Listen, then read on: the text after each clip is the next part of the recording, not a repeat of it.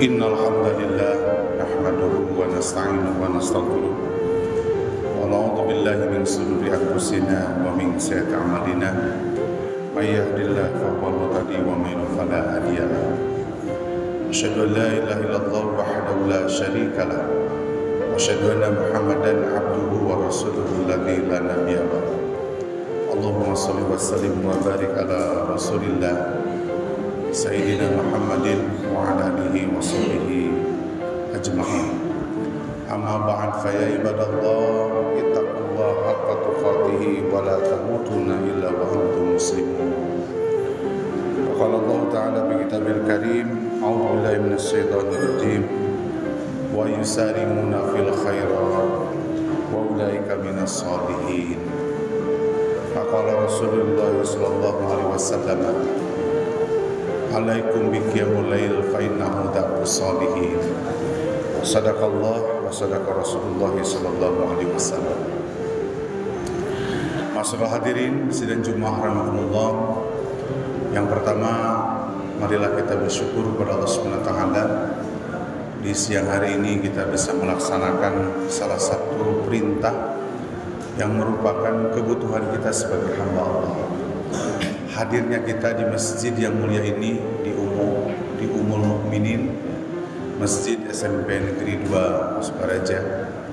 Hadirnya kita di masjid ini adalah untuk pengabdian kita sebagai hamba Allah, dan ini adalah yang harus kita jadikan menjadi syahidan bersama yaumil qiyamah. Oleh karena itu, pesan kepada hadirin pada saat melaksanakan ibadah Jumat, pada saat khatib sedang menyampaikan pesannya yang disampaikan oleh Allah dan Rasulnya, hadirin tidak ngobrol, khususnya anak-anak nih, yang siswa. Ini adalah etika dan adab, dan bahkan menjadi sebuah rukun di ibadah Jumat. Kita berdoa kepada Allah Subhanahu wa taala, mudah-mudahan sekali lagi hadirnya kita di masjid dalam melaksanakan salah satu ibadah kita kepada Allah, mudah-mudahan ini menjadi hidayah kita untuk selalu istiqomah dalam kebaikan. Amin ya rabbal alamin. Salawat dan salam semoga tercurahkan pada Nabiullah junjungan kita semua, Nabi besar Sayyidina Muhammad sallallahu alaihi wasallam, pada keluarganya, para sahabat, dan semoga kepada kita semua selaku umatnya yang selalu memuliakan dan mencintai beliau. Mencintai dan memuliakannya beliau itu adalah dengan kita selalu patuh dan taat kepada perintahnya. Hadirin berbahagia, pada kesempatan hari ini marilah kita dengarkan apa yang disampaikan oleh Allah dan Rasulnya, supaya kita tahu bahwa ternyata di dunia ini ada manhaj, ada pedoman yang perlu kita pedomi, yang nantinya akan kita mudik melakukan perjalanan menuju kampung akhirat kita.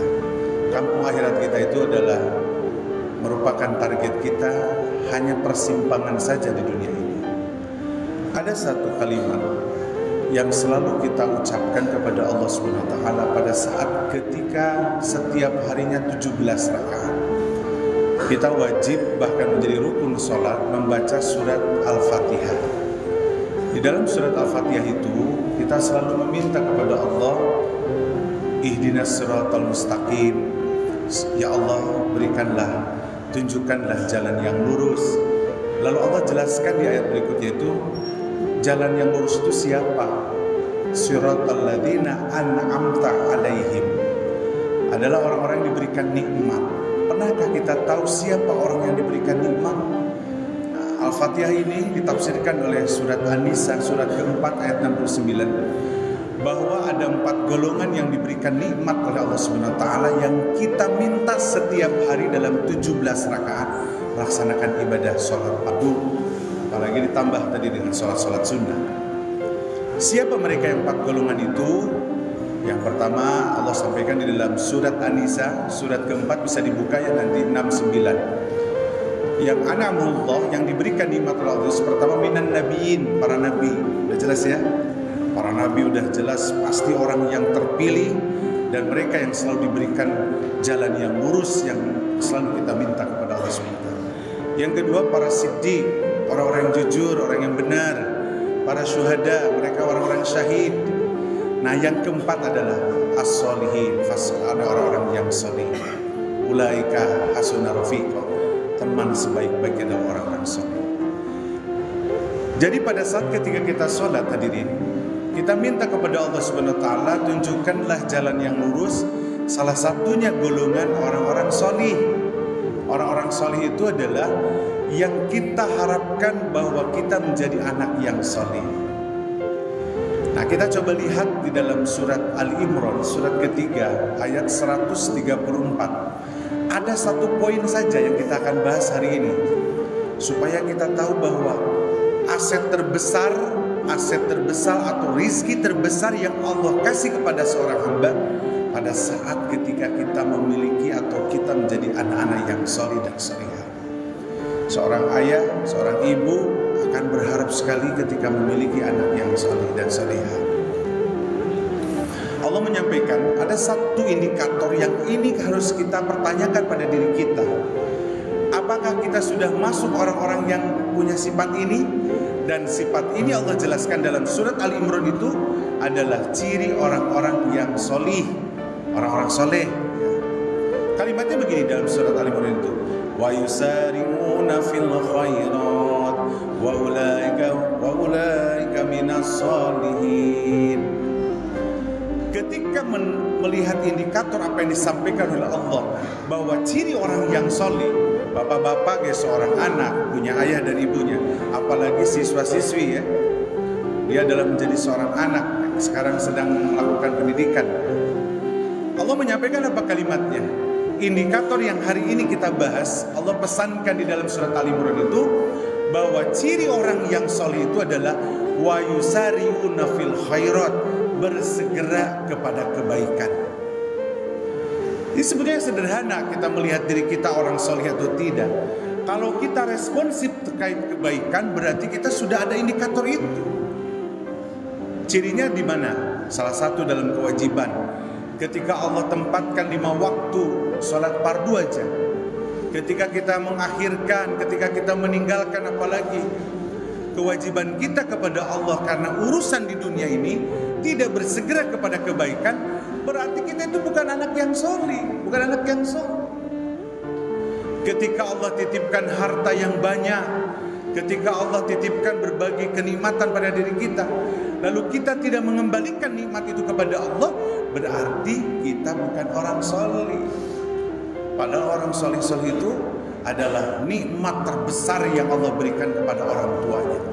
Bahkan menjadi asetnya ketika orang tua meninggal pun, orang soleh itu ketika dia menjadi orang soleh, dia menjadi aset amal zariyah kepada orang tua yang sudah meninggal. Rasulullah menyampaikan, idza mata ibnu Adam in qatama amalihi. Ketika seseorang meninggal, terputus amalnya. Ila salasun, kecuali 3. 1, sedekahun jariyah, wakaf. Yang kedua, al-ilmu yuntafa'u bih, ilmu yang bermanfaat. Yang ketiga adalah al-waladun sholih, anak-anak yang solih, anak yang solih yang selalu mendoakan kepada orang tuanya. Hadirin berbahagia, indikator ini ayo kita bismillah kembali.